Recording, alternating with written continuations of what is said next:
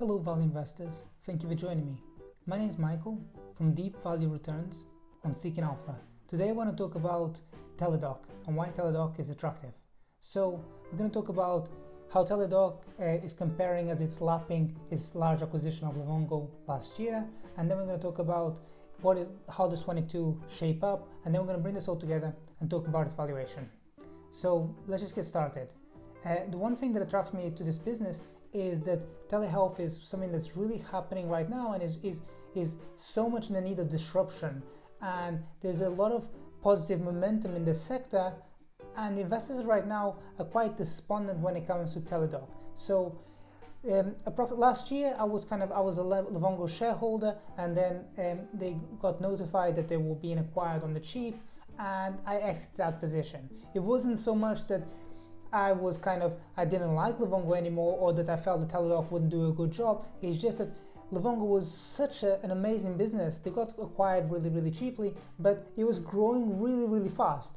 At the same time, you had Teledoc that was a much bigger company, but it's growing a lot slower. So I just felt, okay, when there's like slower companies acquiring this very large company, it's going to take some time until Livongo's business overtakes and drives forward Teledoc. So I was kind of like, okay, I set myself and to the members, I said, okay, let's just get out and unwind this position. And at the time, people were kind of like very much, oh no, I don't understand, I don't have enough vision. But anyway, as it turns out, I was cautious and it worked out favorably. I mean, I could never have seen how things would unfold, but I just felt that was the right decision to make.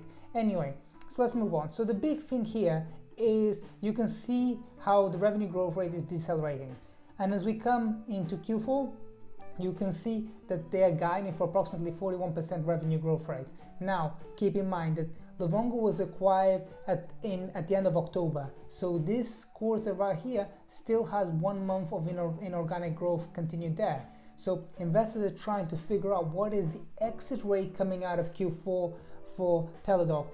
In the event that it's able to grow at close to 35%, investors would view this as a stable, high growth company, and the multiple would re-rate higher. On the other hand, if they saw that the guidance implied that its revenue growth rates would decelerate towards 25%, it would be viewed as a maturing business and the multiple would not expand any further.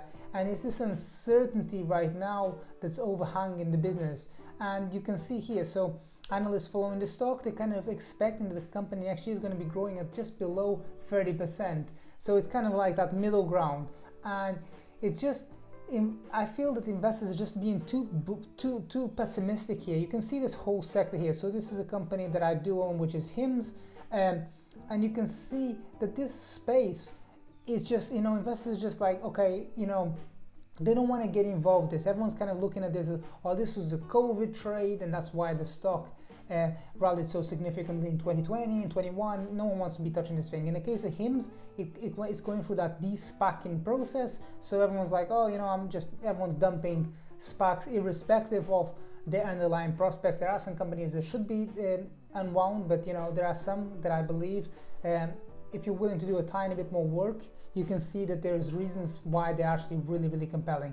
In any case, you can see that there's this whole trade right now, and many of these high growth names are well into correction territory, and investors are just dumping these businesses without actually spending some time to think, okay, yeah, I did get a lot of growth in 2020, and I'm having to give some of that back in 2021. But as we look out to 2022, I think that there's plenty of reasons to be attracted to this business. Now, here's the thing with Hims. Hims is not really a direct peer to Teladoc. So Hims is much more about selling ED drugs and hair loss products.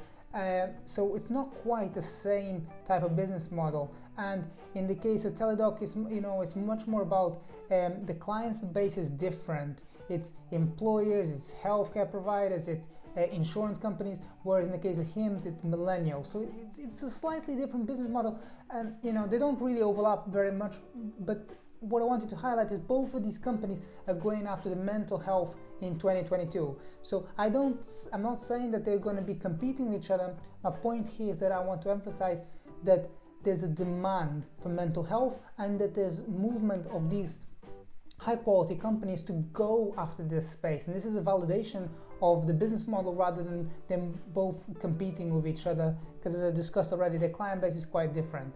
In any case, I think that paying if you assume that Teledoc's growth rate kind of grows at 30% next year, that means that the stock is priced at approximately 8 times next year's revenues. So it's not very expensive for a company that's growing at 30% year over year. What's more, you keep in mind that as of Q2, 86% of Teledoc's revenues were subscription based.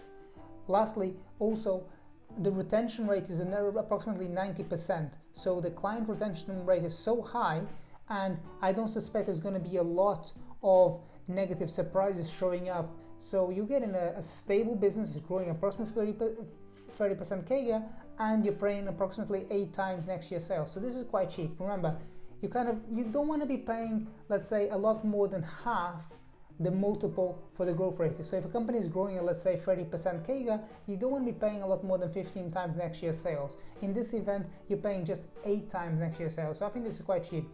If you just for the sake of comparison, HIMS is priced at 5 times next year's sales. So yes, HIMS is a little bit cheaper, but you're kind of having to put up with that fact that everyone is viewing it as a SPAC, and it kind of has that volatility associated with it. Also, HIMS is a lot smaller. Teledoc is much broader. But in any case, I mean, I'm just emphasizing that this overall space, investors are out of favor with this, and anytime that investors are kind of unjustifiably out of favor with a sector, I think that that's something that's quite compelling and worthwhile considering. And if you're willing to do a little bit of work, I think that this could be something that is interesting.